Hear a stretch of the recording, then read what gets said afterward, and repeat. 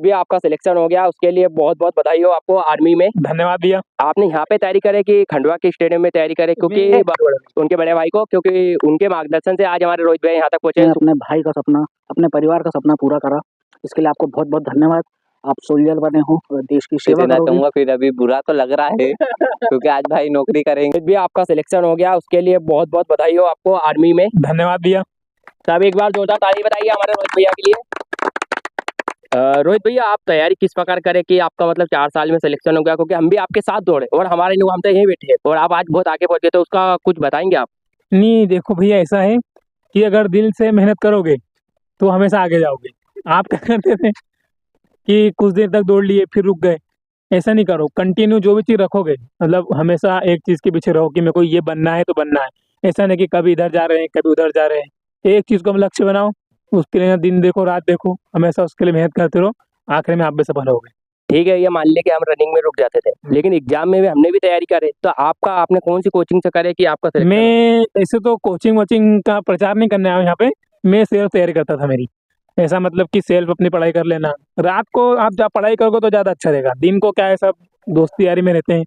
फिर भी आप कितनी देर पढ़ लेते थे? मतलब कि मैं भी पढ़ता हूँ, तो मैं बहुत से बहुत 2-3 घंटे पढ़ता हूँ, उसके बाद मोबाइल के आजकल शौकीन हो गया, तो ज़्यादातर मोबाइल चलाता हूँ। तो आप मोबाइल वगैरह चलाते हो कि पढ़ाई भी ज़्यादा? हाँ, सोशल मीडिया का भी यूज़ करो, अच्छा लगता है, पर ज़्यादा देर नहीं करो। 2-1 घंटे कर लिए बहुत है। दिन में सब रहता है, पर रात को अगर पढ़ने बैठ रहे हो आप 10 बजे 11 बजे जब भी, तो सुबह के 3 बजे तक 4 बजे तक ऐसी पढ़ाई का रूटीन बनाओ कि 5-6 घंटे लगत बैठक हो जाए आपकी, इतनी लगभग। और मैं बोल रहा था कि जैसे कि आपने यहाँ पे तैयारी करे कि खंडवा के स्टेडियम में तैयारी करे, क्योंकि ज़्यादातर यहाँ के लोग बोलते हैं कि यहाँ पे तैयारी करते तो होता नहीं सिलेक्शन। हाँ, कुछ दिन पहले मैंने यहाँ पे 2 भर्ती थी, इसमें फेल हो गया था।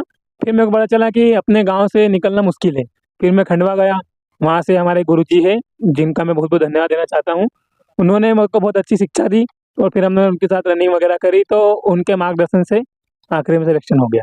हमको लगभग कितनी, मतलब कि सुबह शाम दौड़ना चाहिए कि सिर्फ सुबह के टाइम दौड़ना चाहिए? नहीं, ये अपने अपने अलग अलग सब पे डिपेंड करता है। कोई सुबह दौड़ के में आता है, कोई सुबह शाम। पर मैंने तो दोनों टाइम गई थी, क्योंकि हमारे पास टाइम बहुत कम बचा था। हमारा रिजल्ट आया फिर 28 दिन मात्र बचे थे रनिंग को, मतलब फिजिकल को। तो हम 28 दिन रात कुछ भी नहीं देखते थे, दिन हो दोपहर हो कुछ भी हो, रनिंग करना है। जब थकान कम हो तो रनिंग करना है, मतलब करना है, बस ऐसा नियम। और उसमें डाइट वगैरह लेना है कि बिना डाइट के भी हम तैयारी कर सकते हैं? डाइट का तो बहुत ज़्यादा महत्वपूर्ण इसमें है कि अगर बिना डाइट के दौड़ोगे तो 4-5 दिन दौड़ोगे, उसके बाद कुछ नहीं होगा।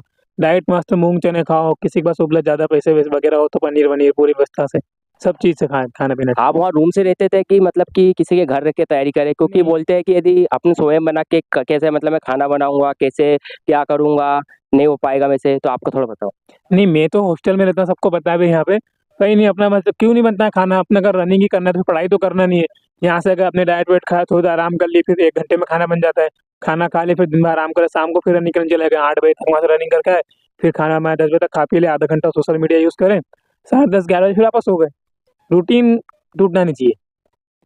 और मेरा यह था कि जैसे कि हमारे जो भाई लोग हैं आने वाले, जो तैयारी करना चाहते हैं उनको, तो उनको थोड़ा आप बताइए कि इस तरह से करना है। उनका यही है कि अच्छे से मेहनत करते रहो, कंटिन्यू रहोगे तो उसका रिजल्ट अच्छा आएगा।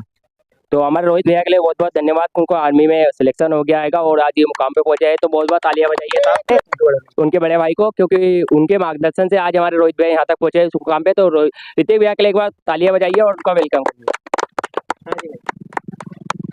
बैठिए। आप भी बैठा यार। सर, आप ये बताइए कि आपने आपके भाई को कैसा मार्गदर्शन दिया कि वो इस मुकाम पे पहुंच गए? क्योंकि आप भी कर सकते हैं, नहीं आप भी ये तैयारी कर सकते थे और आप भी हो सकते थे, लेकिन आपका नहीं हुआ, आपके भाई का होगा, तो कुछ बताइए। देखो, ऐसा है कि तैयारी सब कोई करता है, पर ये है कि टाइम इम्पोर्टेंट है। अब जिस टाइम पे अपन तैयारी करते थे उस टाइम पे कोरोना आ गया था, तो उस टाइम में पॉलिसी पूरी चेंज हो गई, आपको पता ही होगा, सारी पॉलिसी चेंज हो गई, तो उसकी वजह से अपन ओवरेज हो गए। बाकी अपना भाई था जो अच्छी लगन और पूरी भरपूर कोशिश करता रहा, तो आज उसका सिलेक्शन हो गया है। बाकी तो आपको पता ही है सारी चीज़ें। 50% से 70% तक बोल सकता हूँ कि आपके मार्गदर्शन की वजह से ही आपका भाई पहुंचा, क्योंकि उसकी मेहनत थी और सपोर्ट आपका था। नहीं देखो, ऐसा था कि अपन जब बचपन से एक ही शौक था अपने को कि जाना है तो आर्मी में जाना है, इसके अलावा कोई और शौक था ही नहीं। तो यही लगन और यही भरपूर प्रयास के कारण ही अपन यहाँ तक पहुँचे। एक जुनून था और ये जोश के कारण हमारे रोहित भैया हो गया उसके सिलेक्शन। बहुत बहुत धन्यवाद। और ऋतिक भैया का कि उन्होंने अपने भाई को इस मुकाम पे पहुंचाया। आएंगे और 2 शब्द बोलेंगे हमारे रोहित भैया के लिए। मैं भैया दो शब्द बोलिए। आप इनके साथ रहते थे तो आपने इनको क्या मार्गदर्शन दिया कि आज हमारे रोहित भाई इस मुकाम पे पहुंच गए? देखो, सबसे पहले तो मैं रोहित जी को बहुत बहुत धन्यवाद देना चाहता हूँ कि उन्होंने अपने भाई का सपना, अपने परिवार का सपना पूरा करा। इसके लिए आपको बहुत बहुत धन्यवाद। आप सोल्जर बने हो और देश की सेवा करोगे। और भैया रोहित भैया के बारे में ये बताना चाहता हूँ मैं कि हम लोग ITI में लगभग शायद 2020 में हम लोगों ने ITI ज्वाइन करी, तो हम लोगों का वहाँ पे मिलना हुआ। वैसे ये मेरा जूनियर हुआ करता था। हम लोग है ना मॉडल स्कूल से साथ में। रोहित भाई आपको पता होगा कि शायद यहाँ तक 10वीं तक करे उन्होंने। उसके बाद 2 साल हम लोग वहाँ पर रहे मॉडल में। फिर उसके बाद हम लोग, भगवान ने चाहा था कि ऊपर वाले ने क्या पता क्या कुछ भी एक राह बनाई कि हम लोग फिर वापस से मिले और ITI में मिले। और जैसा कि आप भी बताया कि ऋतिक भैया जो हैं, बचपन से उनका शौक था कि आर्मी में आने का।